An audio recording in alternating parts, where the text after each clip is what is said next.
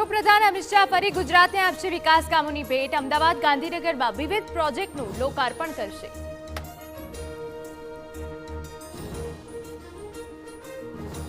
નર્મદા ડેમમાંથી પાણી છોડાતા તંત્ર એલર્ટ, ડભોઈના અનેક ગામોને સતર્ક કરાયા। ભરૂચમાં ગોલ્ડન બ્રિજ નજીક નર્મદા નદીની જળ સપાટીમાં વધારો। આજથી રાજ્યમાં 5 દિવસ પડશે ધોધમાર વરસાદ। 3 સપ્ટેમ્બરથી મુશળધારની આગાહી।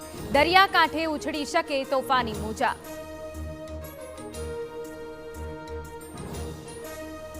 અમદાવાદમાં ગુનાહિત ઇતિહાસ ધરાવતા આરોપી પર પોલીસનો સપાટો। વિવિધ વિસ્તારોમાં પોલીસનું કોમ્બિંગ। 215 આરોપીના ઘરે સર્ચ કરી મળ્યા અનેક હથિયારો।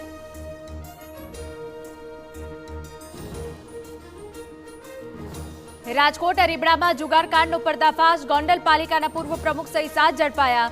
20 લાખથી વધુની રોકડ જપ્ત।